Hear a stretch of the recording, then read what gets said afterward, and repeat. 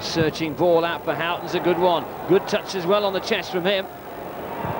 And he gets the shot in as well, and that's not too far away from Scott Houghton. Carruthers. Payne. Ebden.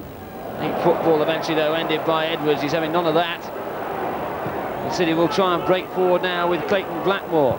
Gota, good looking run from him as well. A perfect ball through to him, and a perfect finish as well from Sean Gota. City take the lead. The usual run to the cameraman, and that is a quality ball and a quality finish for Sean Gota's 11th goal of the season. Well, there appeared little danger until Clayton Blackmore's exquisite pass. Still no work to be done from Sean Gota, and the work he certainly did, finding the top corner of the net. No chance for John Sheffield. Peterborough must have thought they had every option covered there. This time Blackmore will take it. Chooses the long option. Not long enough to find Gota. Back to Blackmore again though. A good looking ball from Cool to Blackmore. Good cross too. Oh, that's a wonderful save. A wonderful move, and an even better save from John Sheffield. First it was Cool with a perfect through ball. Blackmore with the near post cross, and Gota so close to making it 2-0 to City. Tignon's corner to Barnard. Agostino. Oh, City continue to control the game. And this time Barnard's ball finding Agostino. Not too far over the crossbar with the back of his head.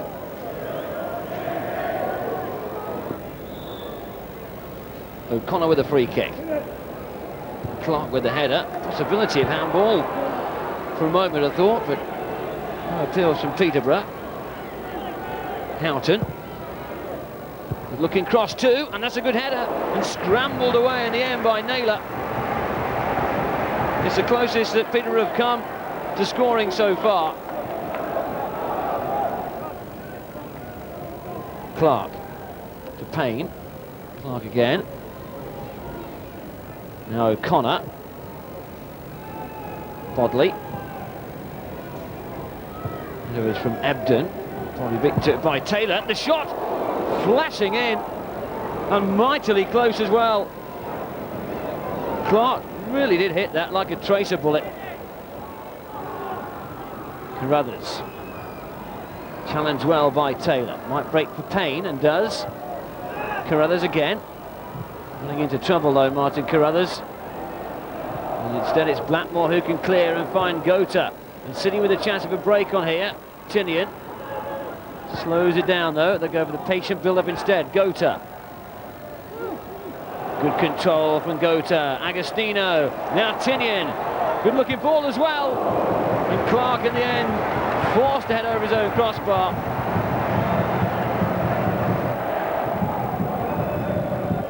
There's a good move from City. There's no one there in the middle. Tinian's corner. Good looking header too. And a great save from Sheffield, denying Agostino. Going to wave the defenders well. A powerful header. Just the right height though for John Sheffield to make the save. Flicked forward by Ebden. Payne. Carruthers. Ebden again. Now O'Connor. Some support in the form of Boothroyd down the right hand side. Left alone by Charlery, and this is Ebden. And good defending momentarily anyway. Still though the danger not over. Barnard who got the ball high up into the skies. Houghton. Good spell this by Peterborough. Good challenge from Carey though. And the foul by Blackmore gives the free kick away right on the touchline.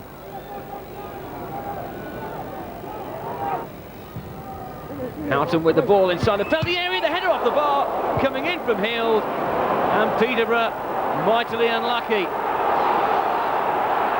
Well, they've shown signs that they're going to get back in this game.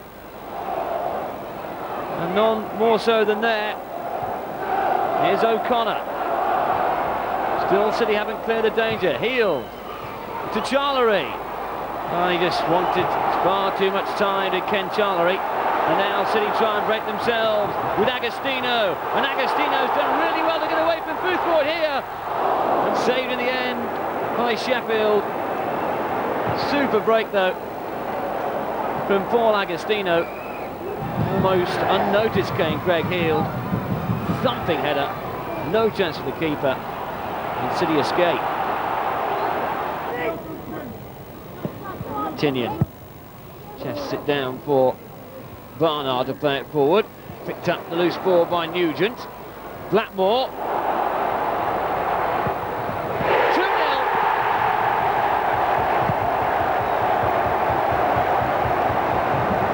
Goodridge the scorer. His 6th goal of the season. And what a good substitution it turned out to be by Joe Jordan as City wrap up the points. Once again it was Clayton Blackmore who switched the play perfectly, putting Goodridge in the clear, and Goodridge found the corner with ease. In just 20 seconds after a long clearance, Swansea's defender Steve Jones mistimed his challenge, allowing Paul Agostino in to score. Now City face non-league St Albans City in the second round. But nothing Kevin Miller could do about Darren Barnard's curling free kick. The woodwork this time preventing the home side making a deserved early breakthrough. Gary Owers was next up for a pop at goal, and poor Miller could have been forgiven for thinking he'd accidentally strayed onto a firing range. And plenty of action in the skies too as sleet began to sweep across Ashton Gate. Promotion chasing Watford were largely subdued, though they did force the ball home on the half hour, only to see the effort wiped out for pushing. Up in the stands you could almost hear him mutter, "Do I not like that?" Graham Taylor, now Watford's general manager, would have had more to ponder at half-time had City taken their chances. Paul Agostino with the latest in a long line of near misses. Having dominated for almost an hour, City were felled by a sucker punch. 16-year-old Gifton Noel Williams, Watford's youngest ever scorer, enjoyed the moment. City did not. Yeah, it was a bad goal. I think I was to blame for that as well, but at least we came back and, you know, picked up a point. Did you feel at one stage it was going to be one of those games where nothing would go right for you? Well, not really, because in the first half I thought when we did have chances, and I thought we did create a few chances. In the second half we dominated the whole game, so no, I thought the boys did well after Saturday's performance, you know, which was quite cool. Former Rovers midfielder Gary Penrice had been barracked by the home fans all night, so imagine their glee when it was his foul on Matt Hewlett which presented City with a golden chance to equalise. I've just made a run and Gary Penrice just stepped across me, clipped my ankles and I've gone down, so just pleasing to get the penalty. No question about it, it was a penalty from your point of view. Definitely a penalty. He's clipped my heel, so yeah. Old Red Boots himself, Darren Barnard, took responsibility and coolly collected his 5th goal of the season to set up a grandstand finale. Clayton Blackmore nearly began his 2nd month on loan as he started the 1st with a goal. Once again, Miller well placed to save. And when Greg Goodridge ended a typically mesmeric run with a shot which flew just too high, City had to settle for a point as they turned their attentions towards St Albans. You know, it's got to be a hard game, I think. The boys aren't taking it, you know, lightly, so I think hopefully we'll pick up, you know, get through the next round. So even though there are some sort of big fish to come into it in round 3, you're not really looking at that one just yet? No, take each game as it comes. Stand by with your abacus for the highest scoring tie of the round at Ashton Gate. Bristol City and the Red were literally on cloud 9 after the visit of part-timers St Albans. 1-0 on 13, Gregory Goodridge.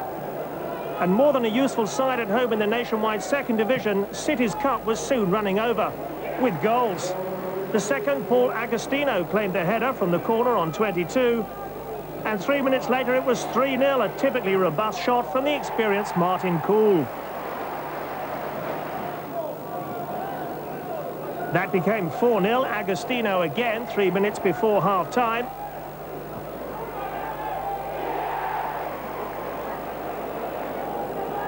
And straight from the kick-off, 5-0. St Albans caught pushing too far up as Matt Hewlett joined in the fun.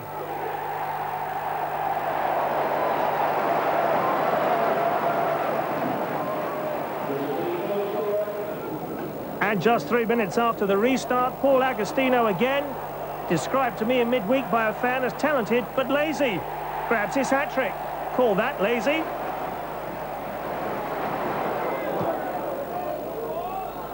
But a moment to remember for the part-timers. St Albans do finally get on the score sheet on 54 minutes as the keeper made a hash of things. In dives leading scorer Steve Clark with a powerful header. And just 6-1 now. Hope perhaps? Hardly. Matt Hewlett with a second.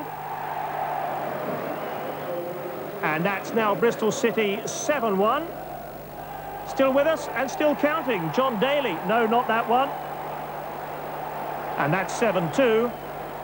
But on a real red-letter day for Bristol City, and especially for Paul Agostino, the young Australian went on to grab his 4th goal of the afternoon. Kevin Nugent added a late one as well. Bristol City 9, St Albans 2. Games without a win, City needed an early confidence booster. Paul Agostino duly provided it. His 11th goal of the season scored after 18 minutes. The home side then entered into the festive spirit, gifting the visitors a half-time lead. Ian Stevens' scrambled goal wasn't pretty, but good enough to make it 1-1. Another corner and Shrewsbury nosed in front when centre-back Thomas Nielsen squeezed the ball between keeper and post to the delight of his teammates. Sean Taylor was unlucky not to level for City when his powerful header was somehow ushered away from the Shrewsbury goal. And Taylor was again a key figure when City were awarded a penalty. The centre-back impeded inside the box. Spot kick specialist Darren Barnard confidently stepped up and dispatched the kick to make it 2-2. City's generosity almost let in Shrewsbury for a 3rd time, but Stuart Naylor's reflexes and Stevens' lack of composure prevented disaster. And the home crowd of just under 10,000 raised a real Christmas cheer when Gary Hours popped up to slam in the winner. City up to 9th and in good heart for tomorrow's trip to Preston. Jordan described it as City's best away performance of the season. Dominant in the first half, defensively sound in the second. Sean Gota wasted no time testing the Preston rearguard. It took a tremendous saving tackle from Ryan Kidd to prevent an early City breakthrough. Preston were outplayed in the opening stages as City adapted better to a frost-bitten pitch. But Neil MacDonald's cross almost caught out Stuart Naylor. No one is in a richer vein of form for City than Paul Agostino, and it was the Australian striker who broke the deadlock on 18 minutes. Preston's defence failed to deal with a Gary Hours cross, and these days you can't ignore Agostino, even with his back to goal. A 12th goal of the season for the Wizard from Oz, and the tag of City's leading marksman, at least for the next hour. With travelling fans sensing 3 points, the only mystery was how City failed to increase their advantage before the break. Agostino proving that even Wizards sometimes find the magic deserting them. It was a similar story for Agostino in the second half, as a revitalised junior Bent justified his recall with a tireless display. First the Australian tried with his right foot, then his left. Finally, Preston decided it was time to shut off the route to goal.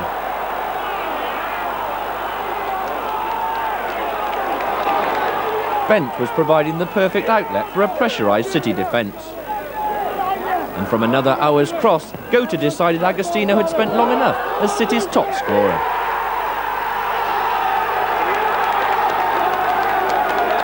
Now it's 12 goals apiece for the Australian and the Bermudan, bringing sunshine to a cold English winter. Plenty of punch up front for City from 2 strikers with lots to smile about. And a happy Christmas too for supporters celebrating maximum holiday points. Preston didn't go down without a fight, launching numerous second-half attacks, only to run into Sean Taylor and co in determined mood. And when City's defence was breached, Naylor made sure there was no way back for the home side.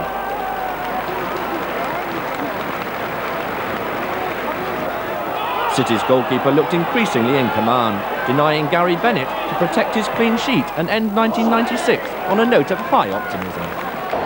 Blackpool and Brentford are the only teams to take all 3 points from City at Ashton Gate this season. The home side will want to make sure Burnley don't complete a hat-trick for the Bees. Just 2 defeats in 18 League and Cup matches before the unscheduled winter break. And City will want to keep that kind of run going into 97. No changes today. This is the same lineup which won 2-0 away at Preston the last time out. Burnley's promotion push has been checked by a record which reads just 2 wins on the road this season, though they were successful on their last visit to Bristol with a 2-0 victory over Rovers in November. Currently tucked in 7th, just 1 place below City, this game represents a real 6-pointer for both clubs. 3 changes from the team which beat Gillingham 5-1 on December the 28th. Vinicum, Swan and Little, the new additions. Well, some 10 days later than planned, Bristol City and Burnley finally kick off their 1997 league programme. The pitch is still quite firm underfoot, but it was to a collective sigh of relief this game got the go-ahead after a pitch inspection this morning. The man who made that, and the man who's hoping for a quiet afternoon today, referee Mark Halsey, in charge, of course, of that abandoned match at Swindon. Hewlett's been careless there. Here goes Paul Smith, charging at the heart of the City defence, tried the shot. Again, not quite the contact he was looking for. But another warning for Bristol City. But Burnley haven't come here just to defend. Jerry Harrison now taking the attack to them. Well, he'd like to score here at Ashton Gate against his old club. No real danger there as it skewed off his right boot and well wide of the upright.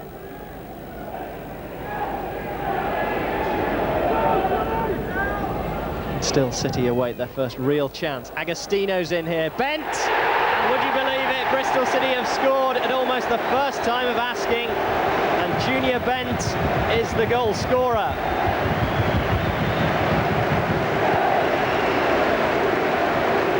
Well, 19 minutes gone, Wayne Russell's had absolutely nothing to do in the Burnley goal, but when Agostino got the flick on, Bent swept it past the keeper, and his first task really is to pick it out of the net.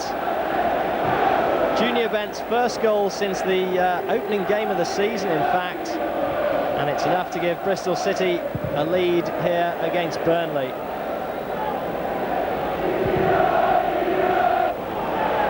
Good turn by Sean Gota, feeds Tinian. He's got Barnard steaming outside him if he wishes to go that way. Instead, the cross first time. Burnley haven't yet cleared. Hewlett seizes upon it. Matt Hewlett tries a curler, straight at the keeper. The right idea. Matt Hewlett was looking to pick out the top corner. Instead, he just found the chest of Wayne Russell.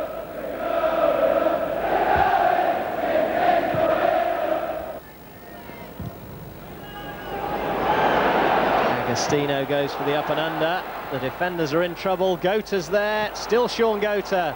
Now Agostino. And it all comes to nothing at about the 3rd or 4th time of asking.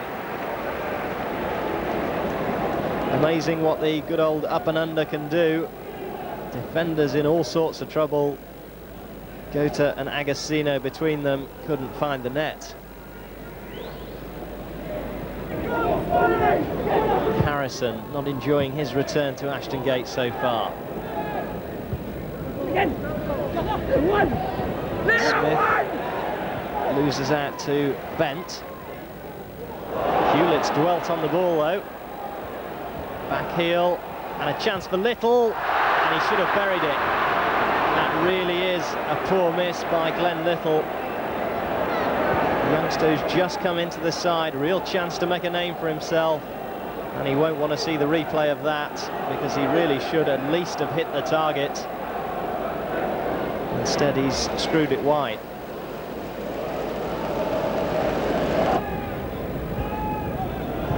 And City with more defending to do here. Parkinson to Gleghorn. Little and Barnes combine well. Little again towards the far post. Smith, and Burnley have their equaliser. 10 minutes before half-time, and Paul Smith has levelled the scores. Delight for the travelling fans who've made it down from Lancashire. And an excellent move, you have to say, and beautifully finished. Deep cross from the right-hand side, tight angle, but Paul Smith just squeezed it in by the far post, and it's 1-1.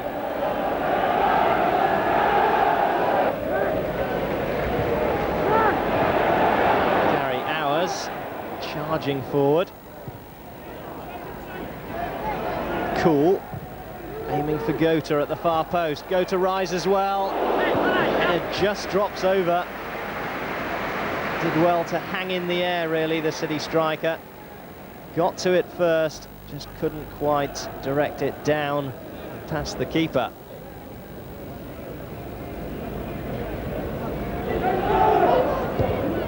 Still a slightly staccato game, with both sides enjoying good spells for 5 or 10 minutes, then allowing the others back into the game.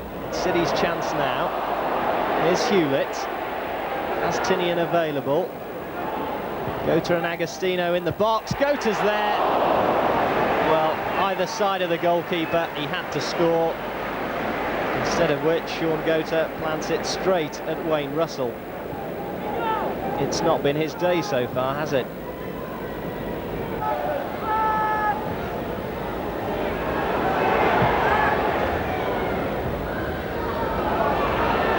Gota, still haven't seen the best of him this afternoon. He's done well there to nudge the ball on for Tinian. Now Gota, great chance, great goal!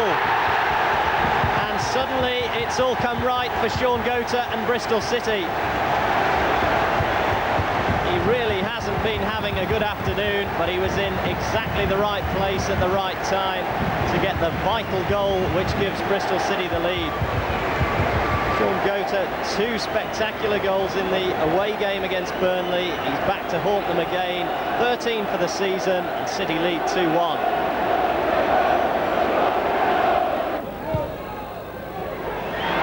Taylor's just taken his eye off it for a moment. Nogan was caught by Stuart Naylor, and this could be trouble for the Bristol City goalkeeper. It was certainly outside the box, so there's no question of a penalty. Be interesting to see if the referee's happy to just award the free kick. No, it certainly looks as though he wants a word with the City keeper. Perhaps the only thing in his favour was that Nogan was definitely going away from goal. And that might just mean the City keeper escapes with no worse than a yellow card. In fact, it's red.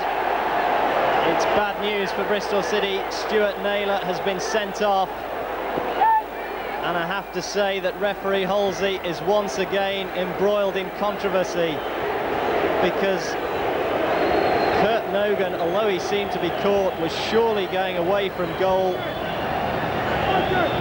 referee has seen that as a goal-scoring opportunity denied. Stuart Naylor has been sent off. Brian Tinian has taken over the goalkeeping jersey. And it's really a sad end for the big goalkeeper, who's been City's only ever present player so far this season. Smith is hovering. Here goes Smith. Charged down by Gary Hours. Can the 10 men and the rookie goalkeeper hang on now for Bristol City?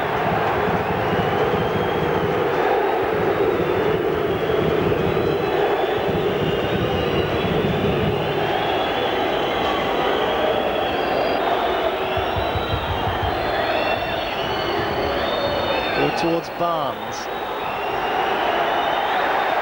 work by Agostina, who's dropped into a role on the left side of midfield, filling the gap left by Tinian. Only Gota up front now for City. They're concentrating on defence as Burnley attack. Tinian turns it round very adroitly. Expert save by the stand-in keeper. Just plunging to his right, tips it round the post. No need to worry there, lads, he says.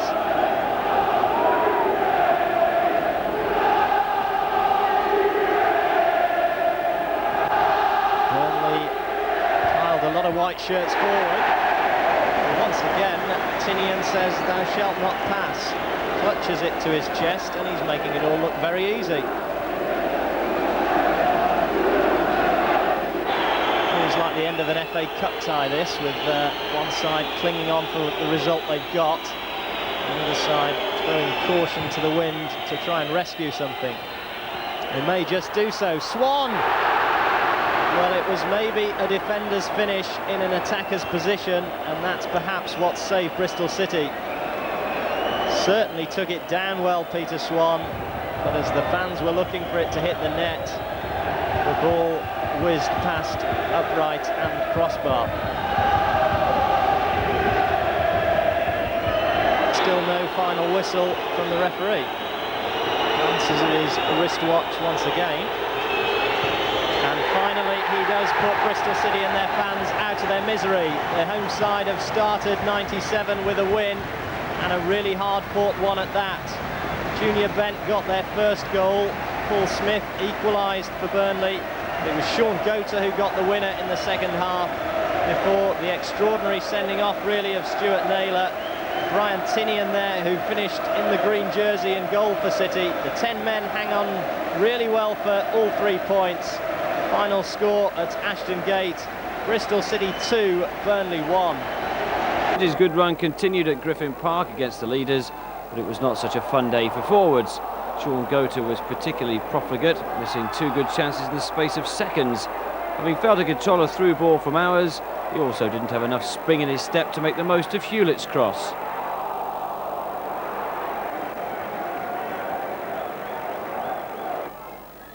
Brentford were less threatening in the first 45 minutes. Their best chance came courtesy of Bob Taylor's cross, met by Asaba.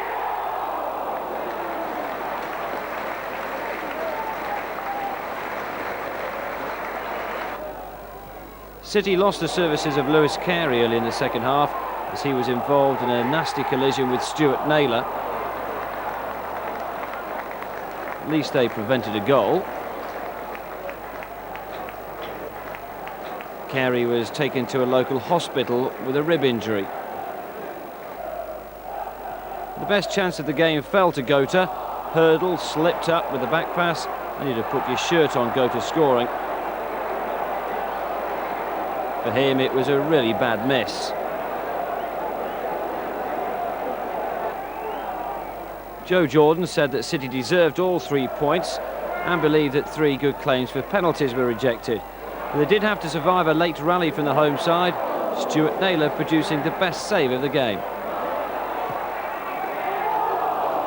Still, 1 point away at the leaders emphasises City's promotion credentials and lifted them into 3rd spot.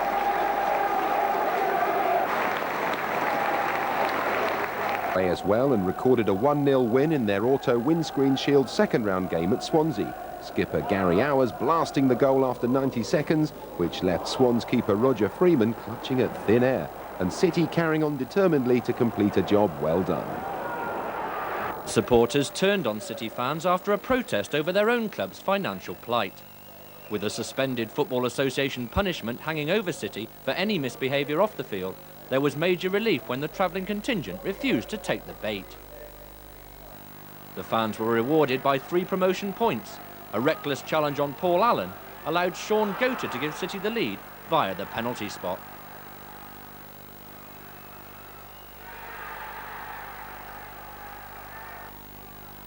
And it was Gota again with his 15th goal of the season who completed an impressive City win.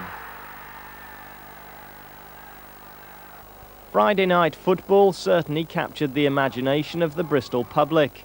More than 13,000, City's biggest home gate after the local derby, were hoping for a classic. but in truth there was little for them to cheer early on. Then Cup Kings Stockport turned up the heat by taking a 26-minute lead. A deflection from the referee wrong-footed everyone except Alan Armstrong, who made the most of his lucky break. The highly rated striker took it ever so well, though City did feel somewhat aggrieved. I think the way the goal went in, bouncing off the ref as well, the circumstances, we felt a bit gutted. But the gaffer says don't feel sorry for yourself at half-time and get out there and try and get something from the game. The home side might have got something before the break when Paul Agostino beat the offside trap. But the Aussie striker's 13th goal of the season will have to wait for a cooler finish. Stockport are one of the best sides to come to Ashton Gate this season, and they kept City keeper Stuart Naylor on his toes all night. This long-range effort from Tom Bennett requiring a smart low save. The biggest talking point of the first half came when City felt they should have had a penalty seconds before striking the woodwork. Stockport's defence all at sea, and was there a foul as Agostino and a defender closed in? Despite the protest, the referee certainly didn't see it that way. Anyone taking too long over their half-time cuppa would have missed the equaliser.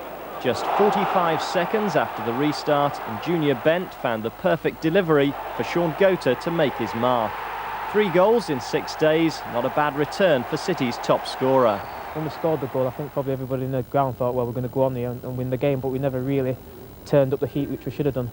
The goal itself, a nice cross from yourself and a great finish from Sean Gota. I think that's 16 for the season he's got now. Yeah, that was 16. I think the left back stumbled and I crossed it and he was just in the air and he headed it in and we relieved. But like I said, I think we should have gone on and won the game, put them under more pressure, but we didn't really force our game on them really. Instead, it was Stockport who came on strong towards the end of the match. Blackburn, West Ham and Southampton have all succumbed to them in the Cup, and it required more good work from Naylor to stop City going the same way. Welsh boss Bobby Gould was among the crowd checking on the form of county keeper Paul Jones. Can't fail to have been impressed by this save from Gota. Sean Taylor had his usual steady game at the back for City, with one exception. A horror moment for the big defender, who was the most relieved man in the stadium when Armstrong failed to cash in. County could still have snatched it in the last 10 minutes as both sides strived to find a winning goal.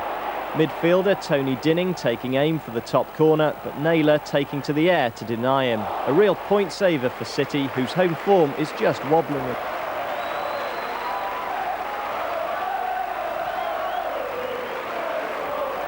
Averaging more than 10,000 a game, Bristol City are officially the biggest crowd pullers in the second division. But just 2 wins in the last 8 matches means the fans' nerves are once again being put to the test. The major surprise in City's lineup today sees Kevin Nugent replace Paul Agostino up front. The Aussie striker hasn't scored this year, and Nugent bagged 3 in 2 games against Crewe last season.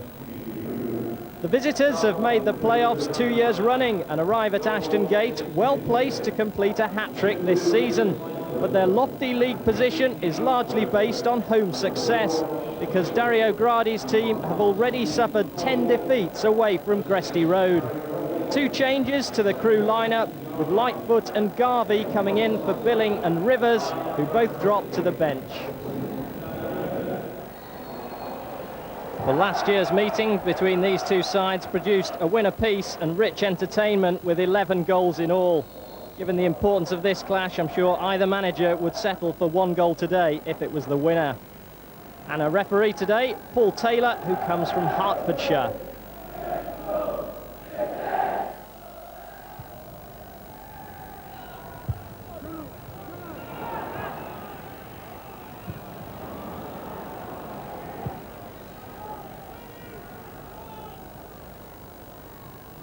Taylor bowls it out to the far side for Barnard.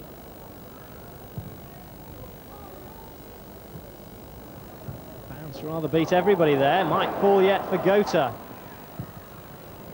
Just nicked away. Allen controlled the difficult bouncing ball himself. Hours looking for the return. Gota's also in there. The keeper came halfway. Allen. He just took too long. Good chance for Bristol City. I wasn't too sure about Jason Curtin's positioning at one stage in that attack. Paul Allen guilty of wanting too much time. Flick on and in. Into the 6-yard box at least. Keeper this time drives on the ball. It was Kevin Nugent's effort. Stopped from going over the line. Flick on by Gota, away by Unsworth. Still in the penalty area, might fall for Hewlett. Antinian. A forest of bodies in the way, finally Crewe Hackett clear. Bristol City putting some pressure on the Crewe defence. In the end it was Brian Tinian who had the best chance. Struck it well, but unable to find its way through to the target.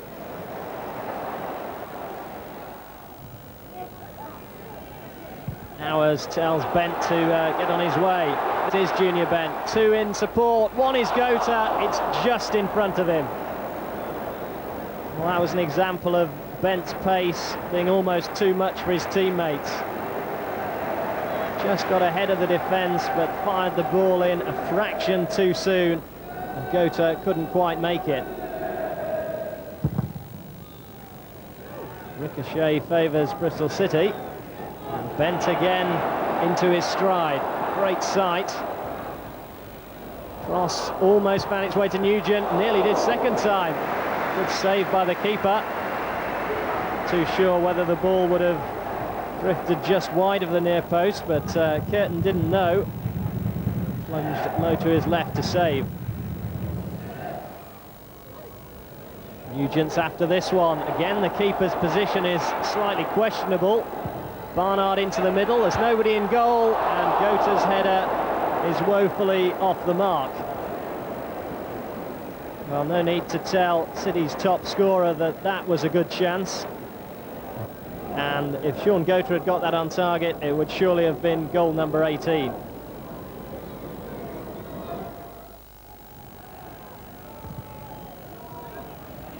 Gota looks for the flick on. Nugent might be in. He seemed to be caught from behind.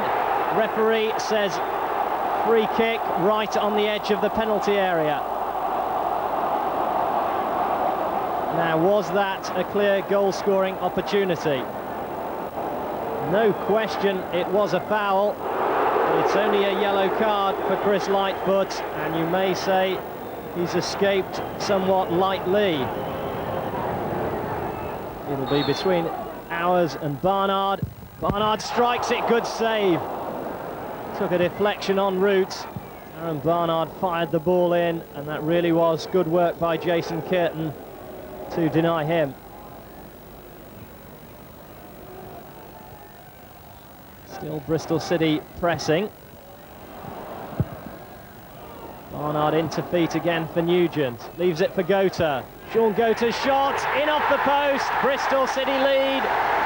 And the man with the golden boots, as far as they're concerned, Sean Gota, has done it once again. Just enough room to sneak between goalkeeper and post. And Sean Gota's 18th of the season. Good work by Nugent in the build-up, and once again Gota finds the route to goal. Home fans have suddenly rediscovered their voices.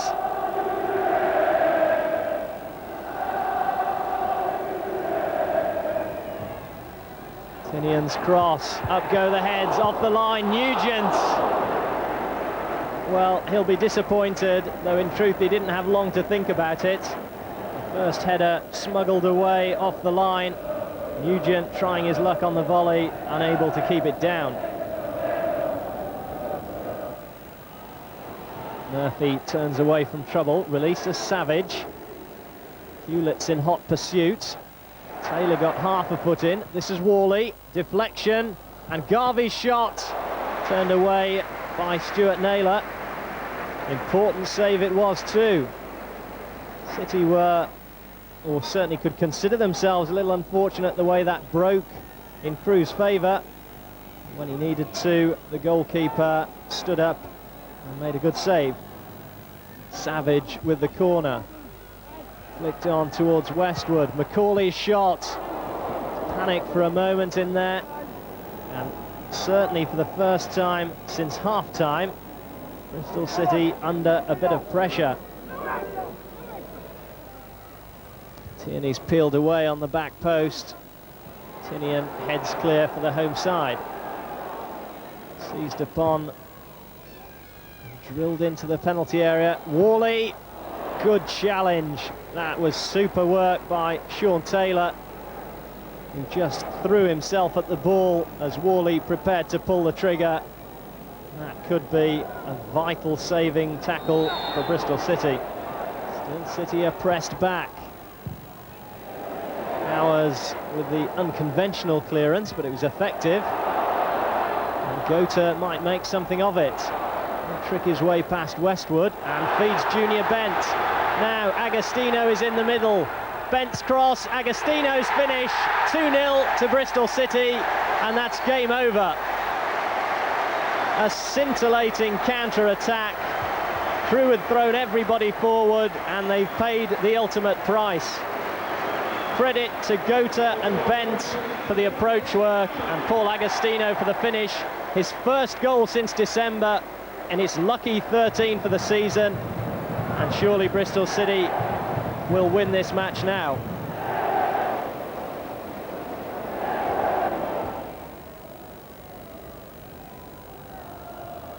Picks it up again from Barnard.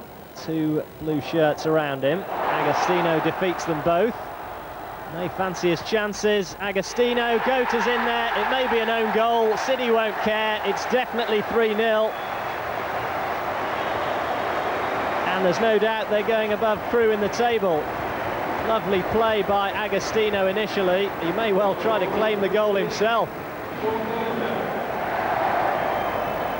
The PA's just given it to Gota, but it's one for the slow motion replay, I think, to determine. Nevertheless, City definitely have 3 points in the bag.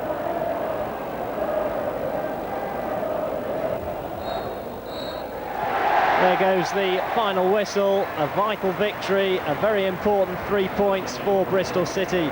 Disappointing first half, but it burst into life when Sean Gota gave City the lead. Substitute Paul Agostino made it 2 and had a big hand in number 3. And Bristol City, in the end, good value for that victory, which certainly lifts them above their opponents in the table. Final score here, Bristol City 3, Crewe Alexandra 0. Join us after the break. Defeated fellow strugglers Wickham means Bristol Rovers need to win this local derby more than ever. 20th place, just one above the drop zone, represents their lowest league position this season. 2 changes today see the return of Justin Skinner and of Graham Power. Plenty of firepower in reserve as well for Rovers, with Julian Alsop and Frankie Bennett both on the bench. There's no blue rinse for Jamie Curitan, who was threatening to dye his hair for this game. Rovers fans will surely settle for a winning goal instead. 4 straight away defeats have put the brakes on Bristol City's bid to make the playoffs. They've slipped to their lowest league position since October, so 3 points would be particularly welcome today. Just one change for them sees Matt Hewlett back after a 2-match suspension. Paul Allen drops out and club captain Martin Cool has to settle for a place among the substitutes. A big test for Jim Brennan today. At 19, the Canadian-born defender's the youngest player on the pitch, and this is only his 4th appearance in the first team. So it's Bristol City who kick off the 82nd Bristol derby. The first ever, of course, to be played here at the Memorial Ground. And already they're under pressure. Jamie Curitan leading the attack for Rovers. Brennan gets an early touch. Taylor with the clearance. Lively start for the home side. Shot from Martin. And an early touch of the ball too for keeper Stuart Naylor. Confidently getting that long-range effort from Lee Martin. And our referee today, Clive Wilkes, another West Countryman who was in charge of the pre-season Gloucestershire Cup match between these teams. Gota both lost it in the sun, perhaps. This is Agostino. Bent neatly away from his man. Only Gota up there at the moment. More red shirts arriving. Agostino's there. Extraordinary incident. Paul Agostino, who scored the opening goal at Ashton Gate, so close again for City. Junior Bent, who made the chance. Great cross from him. Collett looked as though he was favourite. That's a super leap, though, from Agostino.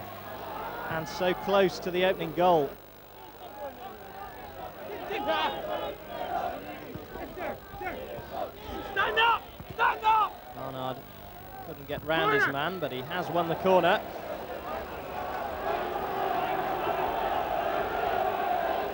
Richard, who couldn't quite keep the ball in play, now has some defending to do. Hours on the near post, gets the flick on. Taylor's at the far, so too is Bent. Agostino's overhead, and that's Peter Beadle back doing the defending. Agostino certainly looks up for it. After a series of head tennis, it was a spectacular attempt by the Aussie, and it's Peter Beadle who nods it away.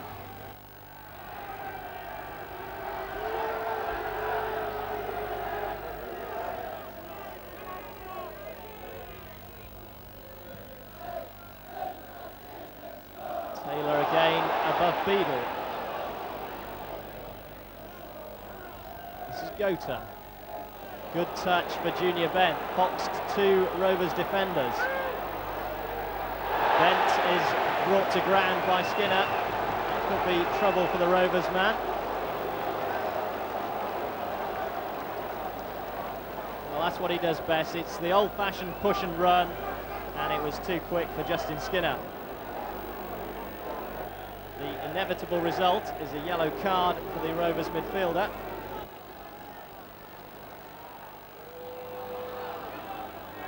Edwards has gone across to take the kick.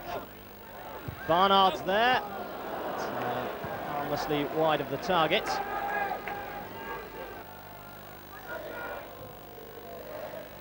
Holloway forward. Taylor beat Curitan to it. Hold up and under for the rugby ground. Carey's made a mess of that clearance. Beadle seizes upon it. Beats Martin, who's also playing in midfield.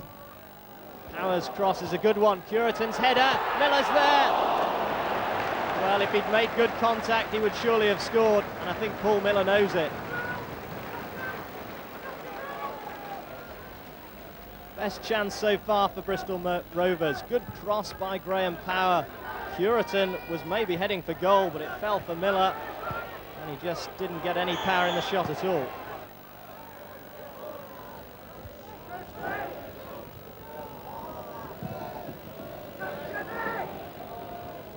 Edwards had to make it. May yet fall for Curitan, though Edwards got a second bite. Beadle gets much power or direction in the header. But, he does love these matches, Peter Beadle. Just about 700 hand-picked almost City fans in the crowd today. Let's hope they all behave themselves. Here goes Agostino. Real chance for the visitors. Agostino has gone all the way, and just as he did at Ashton Gate, Paul Agostino puts his side ahead. Well, the few who've made the trip from Ashton Gate are enjoying the party.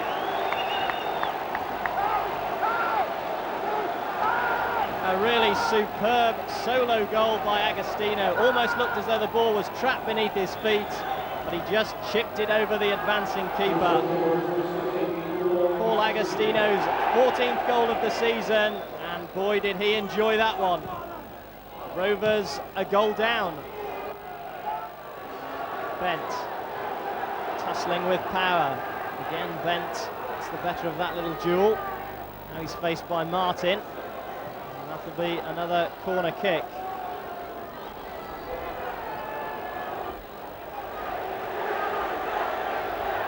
Let's concentrate on the football. It's Darren Barnard with the corner.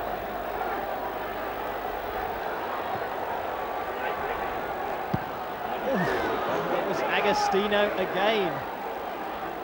He's on fire at the moment for Bristol City, and he's at the heart of everything they do.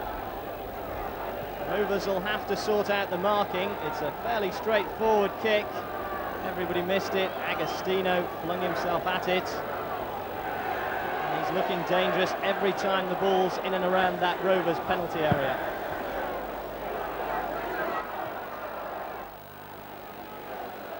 Sad to say there are one or two scuffles breaking out in the crowd.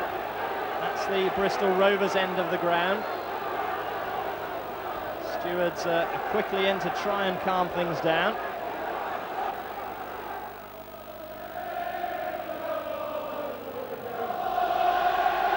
Rovers supporters doing their best to lift the team. Beadle for Martin. Too high for Holloway. Might break for Skinner. Well charged down Gary Hours.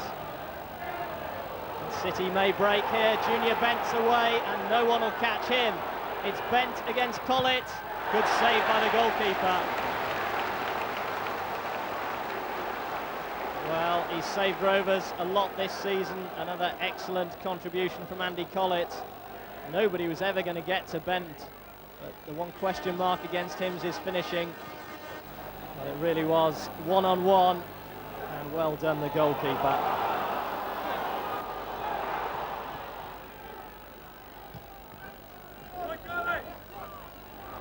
Curitan away from Edwards, clumsy challenge, and more trouble for Rob Edwards. Jamie Curitan felt the full force of that one, and Rob Edwards, sent off at Ashton Gate, in trouble with the officials again, is about to get a yellow card at the Memorial Ground. So he'll have to watch his step. 2 red cards in a season really would be too much. But Curitan just too quick for him, and he left the foot in. White with a safety first clearance. Not sure what Carey was attempting. But, Edwards had to help him out at the expense of a corner. It was a bad miss kick by his colleague.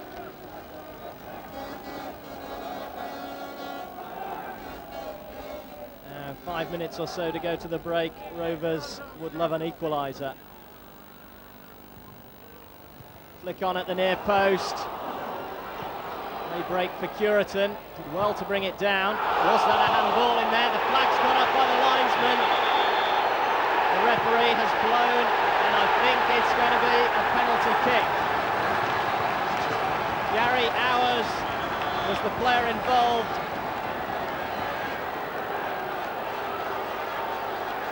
It was Curitan's turn. It's a question of how much he knew about it. It's definitely handball. It's all a question of intent. It's Peter Beadle against Stuart Naylor. Saved and away by Hewlett. And despair for Rovers fans. Joy for the City faithful, and Stuart Naylor the hero of the day. A short run and a poor kick. Again by Skinner. Beadle's lay-off for Miller. Nice link-up, Paul Miller. Good challenge at the death and headed clear by Brennan. The first time there's real pressure on the City goal. Half-time whistle arrives, and just as it was at Ashton Gate earlier, Bristol City lead by a 1-0 at the break, thanks to the number 9, Paul Agostino. Super individual goal from him. Although Rovers had a great chance to hit back when Peter Beadle missed a penalty. Half-time score at the Memorial Ground. It's Bristol Rovers 0, Bristol City 1. Join us again after the break. Welcome back. Well, Bristol City went more than 20 years without an away win in this fixture before last season's 4-2 victory at Twerton Park. They're in command now thanks to Paul Agostino's goal. And the City bench there should be happy with the way things are going at the moment. But with 45 minutes to go, it can all change. Bristol City made a substitution at half-time. Number 12, Scott Patterson, is on. He's taken up a central defensive role in place of Rob Edwards. Skinner out-jumps Hours, on by Curitan. Patterson under pressure, did well. Had to be sure then, Scott Patterson, with Beadle breathing down his neck.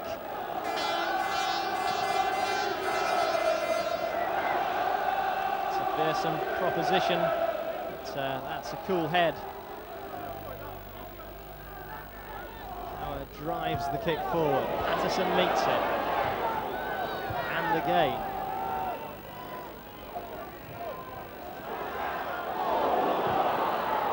Now here come Rovers. Curitan's in there, well claimed, Stuart Naylor.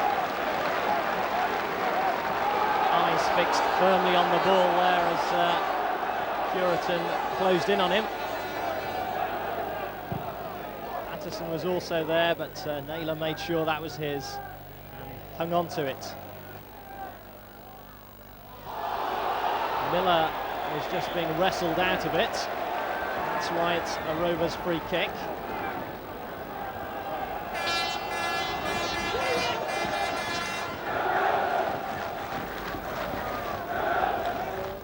You can see there, it's almost a bear hug really from Jim Brennan. No complaints about that one. Good chance again for Rovers. Holloway with the kick. Gota who got it away. Not convincingly yet. Tilson's in there. The shrill whistle of the referee. Flag up on the far side. Halts another Rovers attack.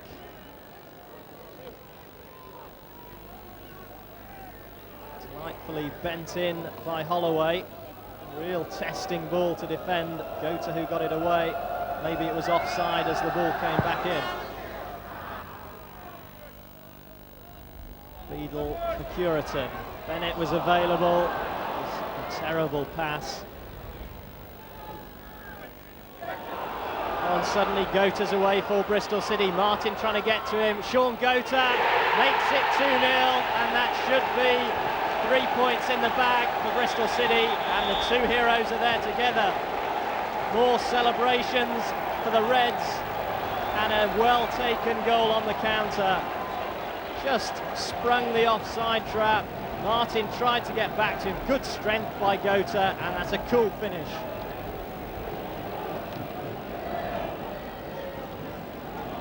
Good control, supreme strength, and 19 goals for the season for Sean Gota, and perhaps 3 points for Bristol City.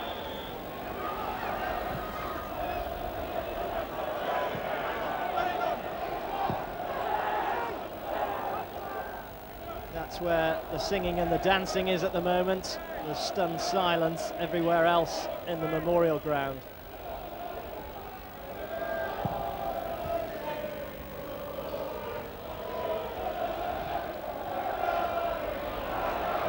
Bennett looking for Curitan. Naylor again has to leave his penalty area. He hasn't put a foot wrong so far, the big City goalkeeper. Beadle's flick on. Hours cleared only as far as the other number 2, Pritchard. Agostino trying to get to him. Holloway available. Chipped in. Skinner's header. And Miller still in play, and it'll be a corner kick for Bristol Rovers. Well, it's the kind of response they needed. Holloway's cross looked as though Miller may hook this into goal, but couldn't quite get the purchase on it he wanted.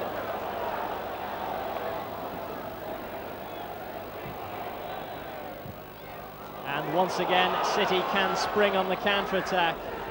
Rovers really are leaving themselves open at the back now. They've got to go for it at the other end, of course.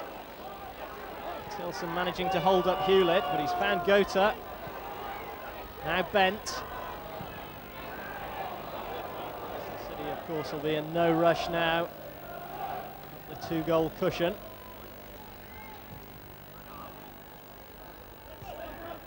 Lee Martin accidentally left that for Bent. Gota. Just behind him, Agostino, and it's wide. Oh, would you believe it? The golden boots of Paul Agostino for once letting him down. Martin's mistake initially. Bent just cut the ball back away from the goalkeeper. Gota eventually found Agostino and he put it wide. And a change, Bristol Rovers bringing on Matt Hayfield and Julian Alsop. It's all or nothing really as far as they're concerned. Pritchard feeds Bennett. Chance for him to run at Brennan. Good show of acceleration, but Taylor was there on the cover. Bristol City will know the job's not quite done yet. They were stunned by a late equaliser, of course, at Ashton Gate. Here are Rovers again. Curitan so close. Arguably Rovers' best chance of this half. Again, it was Pritchard's long throw. Alsop was in there. And on the volley, well, it could have hit the top corner. Instead, it went over. Pritchard to Bennett. Rovers straining every muscle to get back into this game. Beadle and Alsop are there. One player smacked it against the other. Alsop's kept it in play, though. Lobbed by Junior Bent. It's little and large with those two. Hayfield now scrapping away. Trying to shake off the attentions of Gary Hours. Bent still there. Pulling up for Bristol Rovers.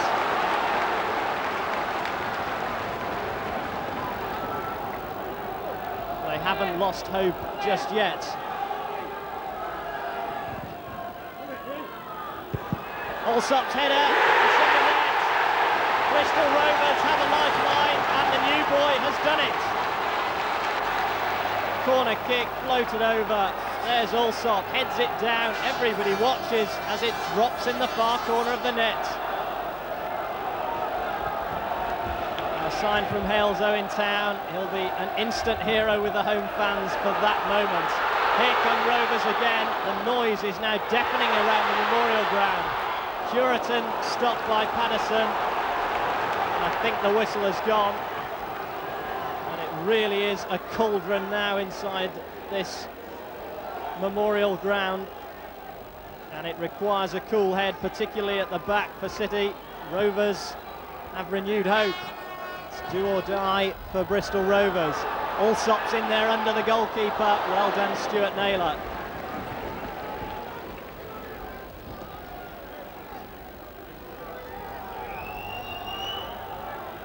Ball hoisted up right underneath the goalkeeper. Slipped by Taylor, but his keeper did well. Agostino hooks it goalwards. Tilson has to concede the corner. Barnard only jogging very slowly across to take the kick. And Mr. Wilkes just letting everybody know that he'll add on a few seconds for that. Collett didn't look too clever on the near post, but he's got the ball away for another City corner. There's Gary Hours in there, and the keeper just managed to palm it aside.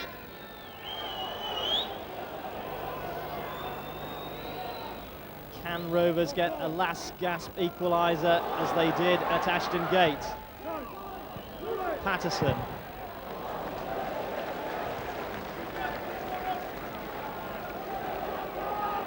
Will be some stoppage time.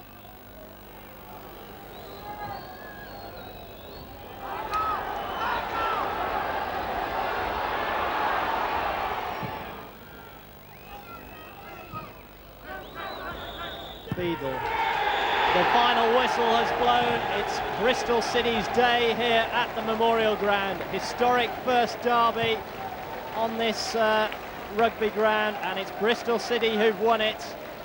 Celebrations for their supporters, a muted response from the Rovers fans, and Paul Agostino again a thorn in their side.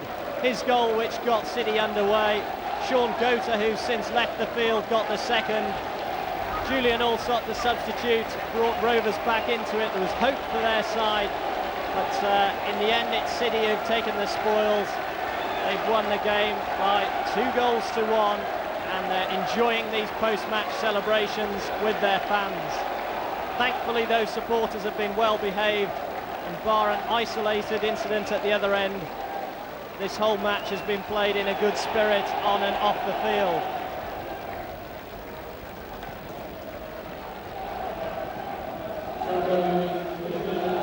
It was never going to be a pretty game today. The pitch is awful, very bubbly. You know, you don't see much pretty football today. But we knew we had to come and, you know, match what they were going to throw up against us. They hit lots of long balls, and I thought we dealt with them quite well. And bearing in mind the away form hasn't been so good recently, I mean, double reason for celebration? Yeah, we're just pleased it's 3 points, and you know, we've got a short rest, and then we've got a game on Tuesday against Rotherham. If we can win that, and then we're back in the hunt. Manager of Bristol City. He signed a 2-year contract and takes over, of course, from Joe Jordan, who parted company with the club on Monday night. Now, talks finalising the deal took place this afternoon, and tonight John Ward returns to management, the former Bristol Rovers manager in charge at Bristol City. I'm now joined by John Ward and the chairman of Bristol City, Scott Davison. First to you, John. Welcome back to Bristol. What does it feel like to be moving across the city? I'm excited to be back in the city. I enjoyed my time here before.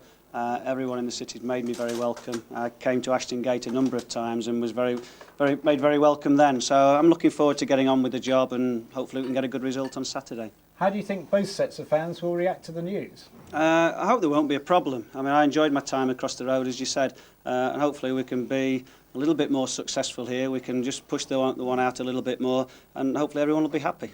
Now, Scott let us all into a little bit of a secret earlier in the week. He said, one, you won't have much money to play with, and two, he wants to negotiate with the players. How does that grab you? Yeah, that's fine. I mean, we've had a long chat about how the club wants to operate and how they wish to do it.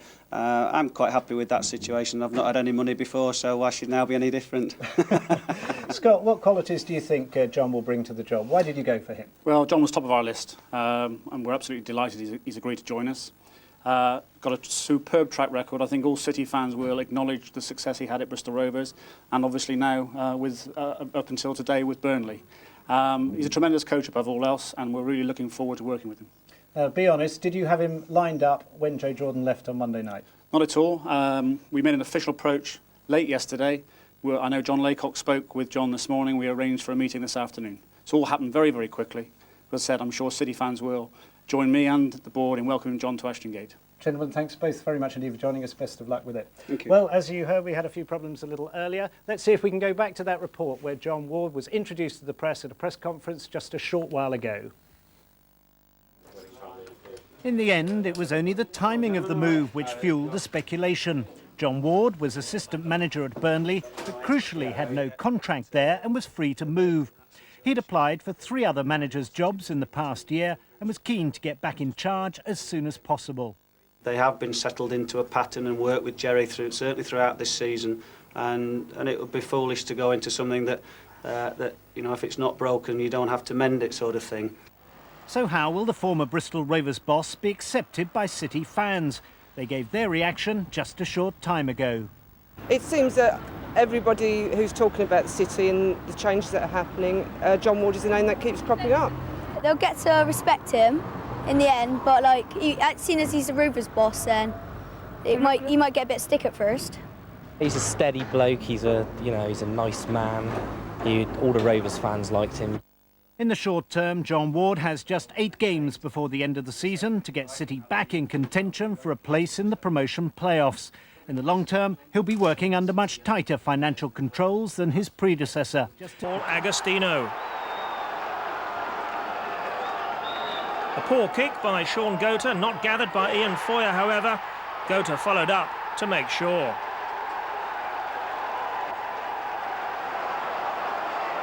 City might have been further ahead before Agostino converted a Paul Allen cross 5 minutes from half-time, and Luton found themselves 2 down.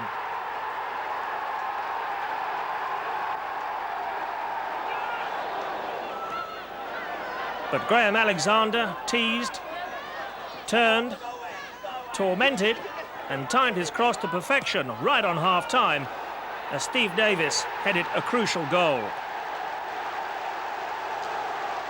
A nervous Luton nabbed a point through Tony Thorpe's 27th of the season on the end of this Kerry Hughes corner, as Luton and Bristol City shared 4 goals.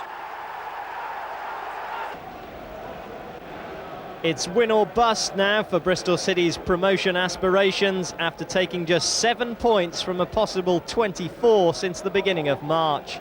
There are 2 changes from the side which drew at Luton, with Darren Barnard and Rob Edwards both returning after suspension. Paul Agostino passed a late fitness test on a damaged ankle, and he joined Sean Gota in a 36-goal strike partnership. The Shakers have certainly caused quite a stir as they've charged through the field to take over at the top of Division 2. The only team in England who are still unbeaten at home, they're also a threat away from Gig Lane, as they proved last time out by winning 2-0 at long-time leaders Brentford. Just 1 change for them today, with Ronnie Jepson replacing Tony Battersby in the starting lineup.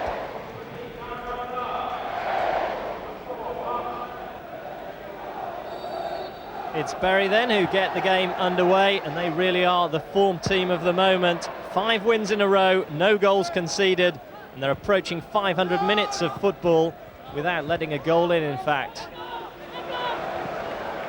But Bristol City have to attack today. Nothing less than a win will do, and here's Gota on the attack. Just closed out in the end. 2 defenders, 5 men at the back Bury like to play, and our referee today is Mick Fletcher, who's from Worley in the West Midlands.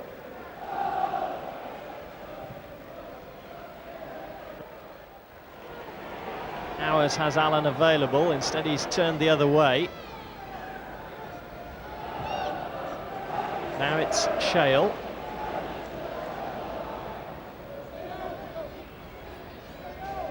Hours once more, looking for Barnard. Took it nicely, still Darren Barnard. Agostino was hovering. Butler made sure he didn't get a sniff, but great approach play by Darren Barnard. Perhaps just needed a bit more height on the cross.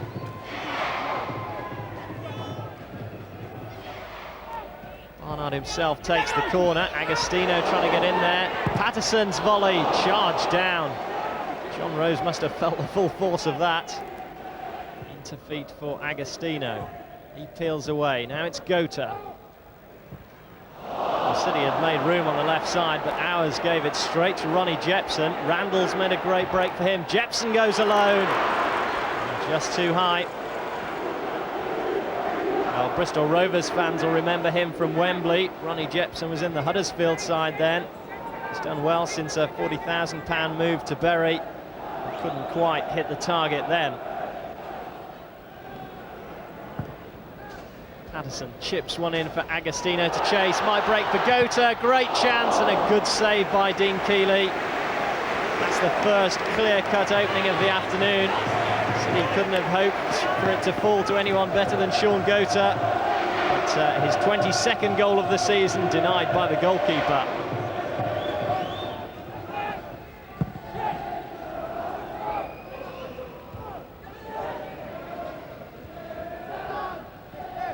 Gota there ahead of Lachetti, whose studs were a bit high, so City's free kick.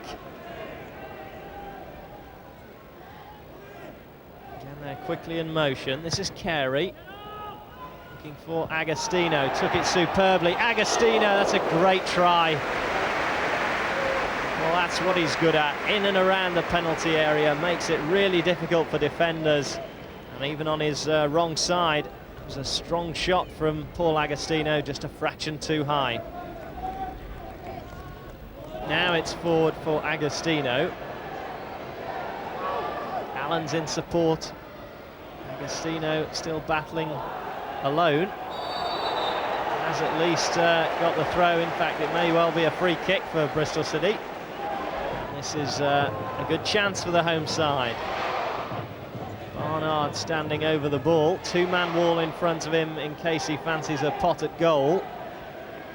5 red shirts in the penalty area, 2 more just outside.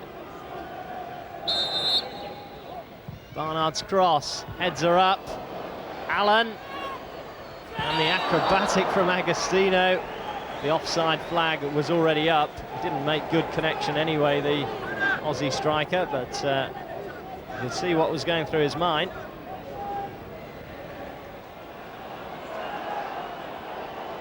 Shale. invites Barnard to go outside him. Here is the City number 3. Cross is too high for Hours, away by Butler.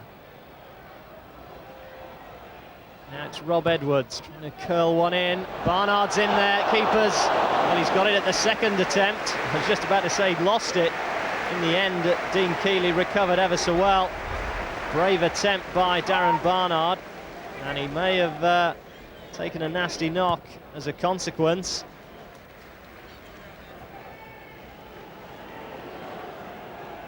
Approaching half-time, Carey trying to spur Bristol City on. A goal just before the break would be the tonic they need. This is Hours. On the far post, it's Agostino, and Hewlett's in there. It may have come off the crossbar. Still Hewlett. Keeley's in there. Hours lost his footing at the vital moment, and Bury have somehow survived another real scare. Well, that was a good chance for Bristol City. Crossed in by Hours, looping header by Agostino. Not sure if he was going for goal or trying to put an opponent in. Keeley had lost it for a moment, and he was lucky to survive in the melee that followed. City enjoyed the lion's share of possession in the first half. Looks like it's going to be the same again in this second period, but can they make more of it? Nicely done for Paul Allen. Little trick to get round the defender. Allen, good save by the keeper, and away by Woodward. Bury again put to the test.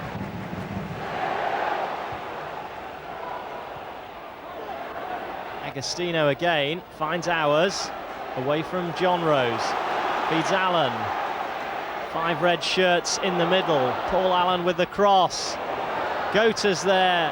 Barnard, great strike, hit the woodwork, and how close can you get? Really frustrating stuff for Bristol City. Virtually the entire of this second half so far has been played in the Bury half. And the score, most importantly, is still 0-0. Now Gota trying to change all that.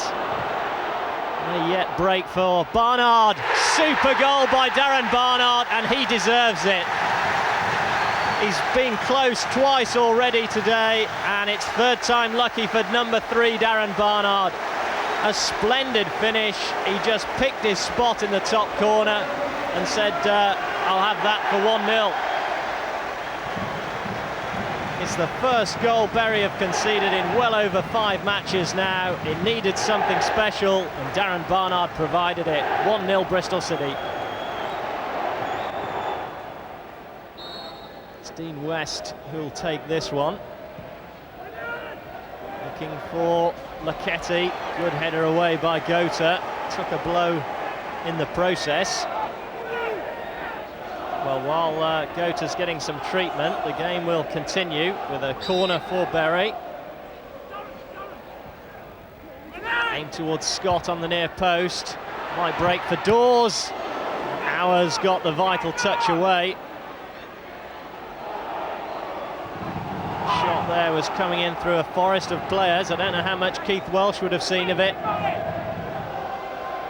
Another corner though for Bury. West again delivers. This time Welsh takes it well, and 1 or 2 didn't fancy the challenge on the goalkeeper, and it's all getting a bit ugly in there. Fortunately, the referee's at the heart of things, and I think Mr. Fletcher will take action for the initial challenge.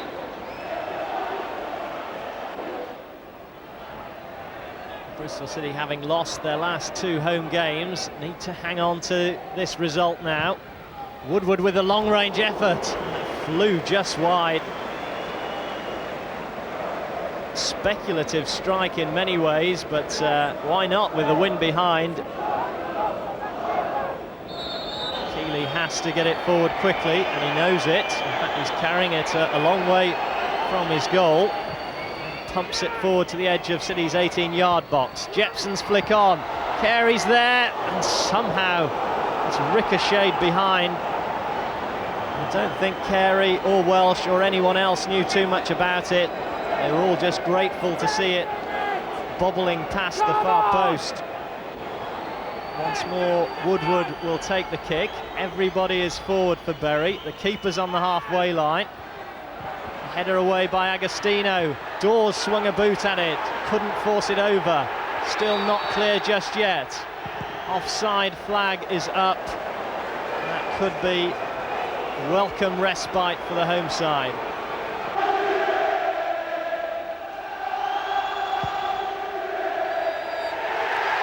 Well, it's been tight and it's been tense, but at the end of 90 minutes, it's the right result for Bristol City.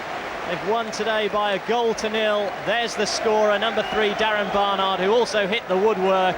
He really was one of the better players on show today.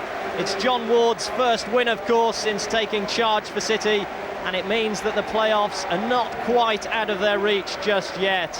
A vital win this then for the home side. Final score at Ashton Gate.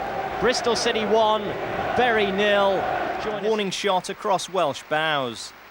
The breakthrough came on the half hour when Paul Allen's darting run was met with a mistimed tackle. And despite the protests, the officials agreed it was a penalty. Darren Barnard's 5th successful spot kick this term, and City were on their way to the delight of the near 10,000 crowd.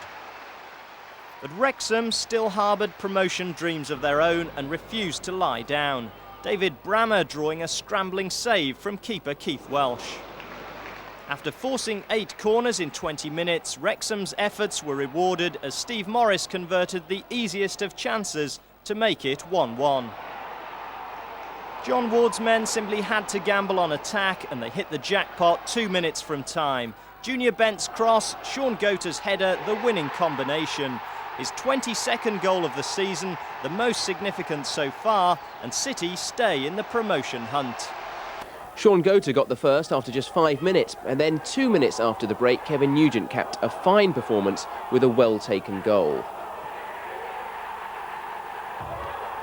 Goater put the icing on the cake with a magnificent finish after a great team move. City are back in the promotion picture. Well, welcome to the programme, John. Since you took over at City, you had that first loss against Gillingham, then a draw and 3 wins. You must be feeling pretty happy. Yeah, I'm absolutely delighted, but the best thing about it all is the attitude and the approach of the players to all those games. They've been absolutely first class. OK, well, just to confirm it, as if it were necessary, let's see your position in the table there. 6th there, 67 points, and I reckon if you win all 3, you stay there. Well, it'd be a very good chance. I'd rather we'd be looking at 46 in the played column, but I'll settle for that for now with 3 games to play. OK, looking at the game on Saturday then, amazing goals from Sean Goater and Kevin Nugent, and there goes Goater's first, just sneaking in. Yeah, we'd worked hard at the crossing, and we felt that with Nugent and Goater playing in there together, there would cause some problems to the York City people. You see, here's another chance for Sean that he just pulled wide a little bit. But the first one's a good cross to provide a goal, and then we see another dangerous one for them. Kevin's just a little bit wide on that one. And the save coming up, I think, is Banks-esque, isn't it? Another Barnard cross. It's a super cross. You see, Darren's had a lot of ball, but yeah, it's a good save from the keeper. We thought that was going to be 2-0 there. And of course, Kevin managed to tuck that one in. Yeah, there were some problems on the floor as well. I think that's the nice part about the two of them together. You know, we've got a different sort of approach of attack with people. We like that. But you're not just scoring goals at the moment, you're keeping them out. You're playing Welsh in between the sticks, and he's doing you proud, isn't he? Yeah, when I came, Stuart Naylor had been regular, and but Keith came into the side and has done extremely well since he come in there. That's a great save. I mean, we on the bench thought that was going in, and that was 1-0 at the time to us, so that would have been really tight. And here is that, probably the best goal of the game. Yeah, there was a lot of good interchange passing before that, but you see Sean's kept a cool head and slotted it in. That's pretty well made the game safe. He's a nice focus. 3 games and a playoff place is guaranteed. After tasting defeat in his first game, new boss John Ward has turned things round to the extent that City are now occupying their highest league position since February. No change from the side which beat York, so Paul Agostino and Brian Tinian have to settle for places on the bench. Plymouth only made sure of second division survival a week ago. The sale of top scorer Michael Evans to Southampton contributing to a late season slump. Further weakened today by international call-ups for Zimbabwe goalkeeper Bruce Grobbelaar and Canadian striker Carlo Carrazin, they do at least welcome back Adrian Littlejohn after injury. But there's a big test ahead for 19-year-old James Dungy, who takes over the number 1 jersey. A goalless draw when these teams last met. Bristol City will be determined that doesn't happen again. 3 points for them this afternoon really would put them in the box seat. Gary Hours with the ball into the centre, searching out Gota's head. Nugent's in there, made break for Gota. Amazing scramble early on. Barnard with a shot, deflected, just wide. What a start by Bristol City. They certainly mean business today. Gota's shot initially was blocked. When it finally came out to Barnard, he struck it sweetly. The deflection just took it wide. Referee today is John Kirkby, who comes from Sheffield.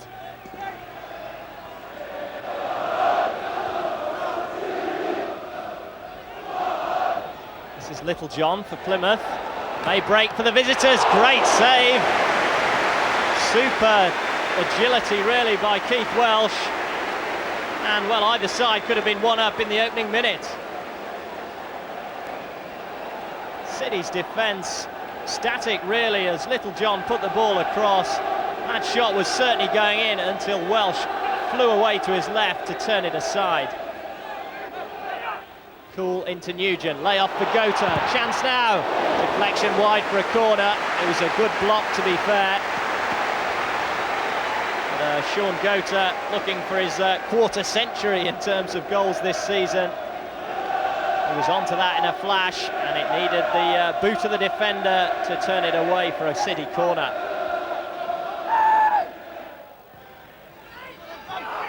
Hours is attacking it. It's not cleared. Shales in there. So too Patterson. Lay off for Darren Barnard. Just a bit too far behind him. Nugent's header comfortably caught by Dungy. And he'll be glad to get a good solid feel of that football. It's been flying around him for a few minutes now.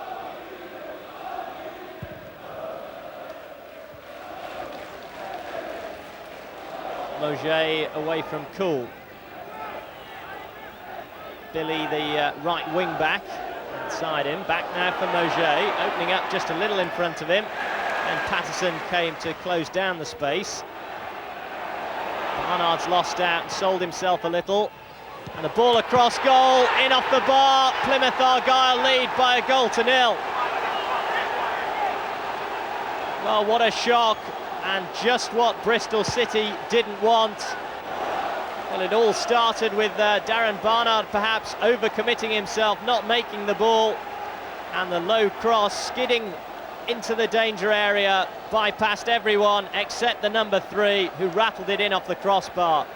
Great finish for him. Plymouth lead 1-0. Shale this time has given it away. Saunders stopped by Cool. Now, chance for him to break. Carey's made a super burst on the right side. Hours is also there. This is Gary Hours. Good work once more at the heart of the defence. It's the captain, Mick Heathcote, who got it away. Not too sure whether Hours' shot would actually have gone in, but it could have been a dangerous cross. Heathcote made sure it went behind for a corner. And that's where Nugent's had to come to get the ball. Now it's Gota.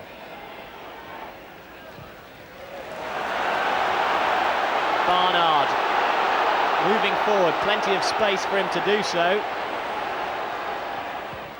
It's his cross, and it's gone in. Well, I can't believe that was a shot from Darren Barnard. Maybe I'm wrong, but he celebrates his 10th goal of the season, and they're absolutely delighted. It took everyone by surprise, particularly James Dungy in the Plymouth goal, and the ball flies into the far corner. Bristol City have the equaliser they sought, and Darren Barnard's into double figures for the season.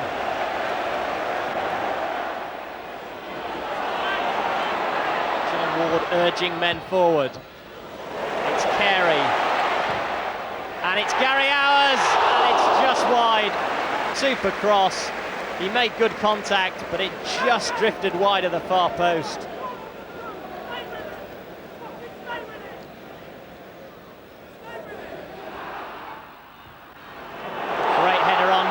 Can he release Gota? It's Sean Gota. He's brought down, is he? No, says the referee. Well, John Ward can't believe it. The linesman appeared to have his flag up at one stage. That's what Bristol City say. And John Ward is flabbergasted by that decision.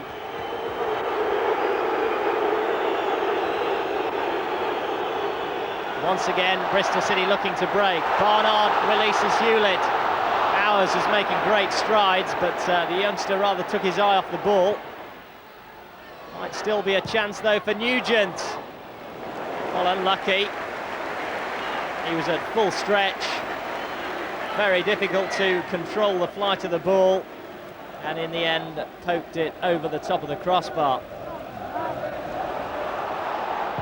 Barnard, first time, again go to the target, keeper's in trouble. Now, what will the referee decide this time? Penalty kick. James Dungy on Sean Gota, and what a chance for Bristol City to get their noses in front. Gota just ahead of the defender, just ahead of the goalkeeper, and brought to the deck, and that'll be a spot kick for Bristol City. Pressure mounting. 5 successful penalty kicks so far this season for Darren Barnard. It's number 6.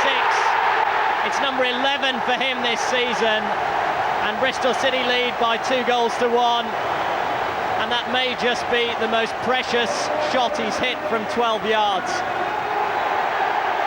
Very coolly done, slid low into the back of the net, and Ashton Gate explodes.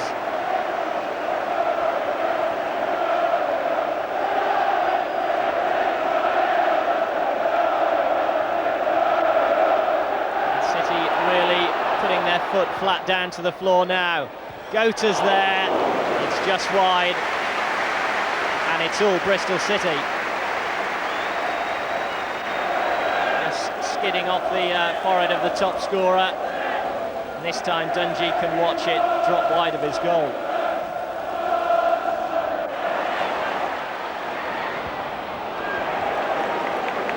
Heathcote slides in, City's throw.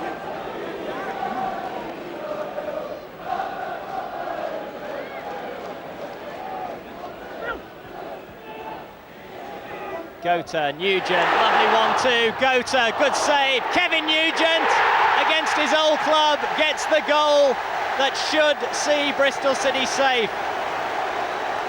Well, he enjoyed it, they enjoy it, and that really should be that as far as Bristol City are concerned. Super link-up play again. Gota and Nugent, who undid York last week, did so again there, and despite an excellent save by the goalkeeper, nothing he could do about Nugent's follow-up.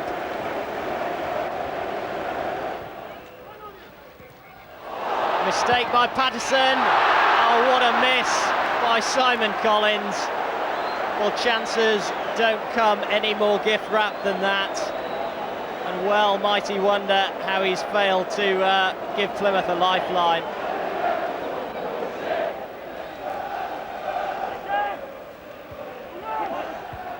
Moget, and again it required the save from Welsh. Well, from a seemingly comfortable position, Bristol City are giving themselves 1 or 2 worries.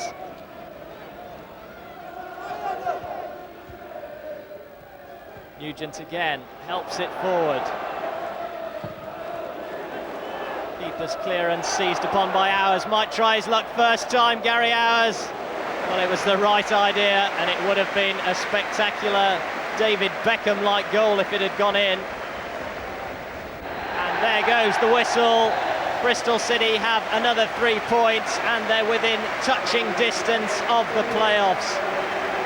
It wasn't the most of convincing performances early on, but Darren Barnard got them on the road to victory after they'd fallen behind to a Paul Williams goal.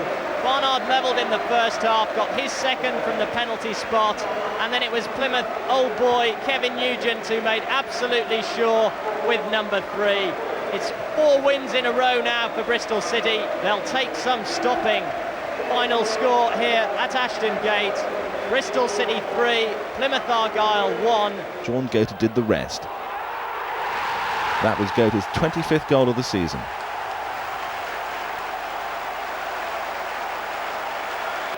And 7 minutes before the break, a scramble that led to City's second. The referee said this was a deliberate handball by Chris Perkins. The Chesterfield players didn't like it, but Barnard tucked away the penalty. and Ashton Gate partied.